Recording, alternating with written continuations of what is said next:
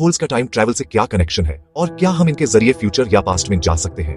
आज हम इन सब सवालों का जवाब ढूंढने की कोशिश करेंगे। ब्लैक होल्स का कॉन्सेप्ट सुनते ही दिमाग में एक अजीब सी क्यूरियोसिटी जगती है। क्या ये सिर्फ एक खाली जगह है या कुछ और? इनका टाइम ट्रैवल से कनेक्शन कैसे है और मूवीज ने जो दिखाया है उसमें कितनी सच्चाई है? चलिए पहले समझते हैं कि ब्लैक होल होता क्या है। साइंस फिक्शन मूवीज में हमने देखा है कि लोग ब्लैक होल के अंदर जाकर फ्यूचर में पहुंच जाते हैं या किसी और गैलेक्सी में चले जाते हैं, लेकिन असल में ब्लैक होल का कॉन्सेप्ट और भी ज्यादा इंटरेस्टिंग है। ब्लैक होल एक ऐसी जगह है स्पेस में जहां ग्रेविटी इतनी ज्यादा होती है कि वहां से लाइट भी वापस नहीं आ सकती, इसलिए हम इन्हें देख नहीं सकते, सिर्फ उनके इफेक्ट्स को महसूस कर सकते हैं। ब्लैक होल का सेंटर, जिसे सिंगुलैरिटी कहते हैं, वहां ग्रेविटी इन्फिनिट हो जाती है। जब कोई चीज, चाहे वो लाइट हो या मैटर, ब्लैक होल के इवेंट होराइजन के अंदर चली जाती है तो वो कभी वापस नहीं आ सकती। इवेंट होराइजन एक इनविजिबल बाउंड्री है जिसके बाद कुछ भी अंदर गया तो उसका कोई अता पता नहीं रहता। मतलब ब्लैक होल एक ऐसा कॉस्मिक ट्रैप है जहां से कोई भी चीज बच नहीं सकती, इसलिए इन्हें काले गड्ढे कहा जाता है क्योंकि ये सब कुछ अपने अंदर समेट लेते हैं।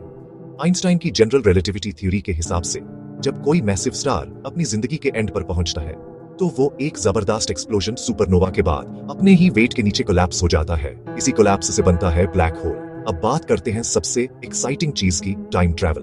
ब्लैक होल्स के पास टाइम का फ्लो बदल जाता है। आइंस्टाइन की थ्योरी के मुताबिक जितनी ज्यादा ग्रेविटी उतना ही टाइम धीरे चलता है। ब्लैक होल के पास ग्रेविटी इतनी इंटेंस होती है कि वहां वक्त लिटरली स्लो हो जाता है।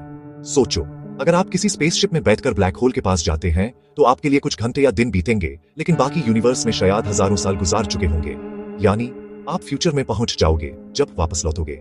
ये एक तरीके से टाइम ट्रैवल का रियल लाइफ वर्जन है जिसे टाइम डिलेशन कहते हैं, लेकिन यह अभी तक थ्योरी तक सीमित है क्योंकि कोई इंसान ब्लैक होल के इतने करीब नहीं गया। लेकिन ब्लैक होल के अंदर जाना अभी इम्पॉसिबल है। जैसे ही कोई ऑब्जेक्ट इवेंट होराइजन क्रॉस करता है उस पर इतनी ज्यादा टाइडल फोर्सेस लगती हैं कि वो लंबा और पतला हो जाता है। इससे ही स्पैगेटिफिकेशन कहते हैं। बॉडी एक लंबे स्पैगेटी की तरह खिंच जाती है और फाइनली एटम्स तक टूट जाती है। मूवीज जैसे इंटरस्टेलर ने ब्लैक होल को काफी एक्यूरेटली दिखाया है। उस फिल्म में भी टाइम स्लो हो गया था क्योंकि प्लैनेट ब्लैक होल के बहुत करीब था। वहां एक घंटा धरती पर सालों के बराबर था।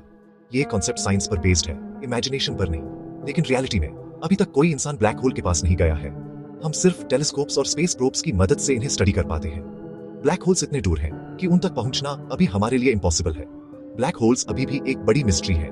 साइंटिस्ट्स नए एक्सपेरिमेंट्स और ऑब्जर्वेशंस कर रहे हैं ताकि इनके सीक्रेट्स को समझा जा सके। शायद आने वाले दिनों में हम इनके बारे में और ज्यादा जान पाएंगे। तो दोस्तों,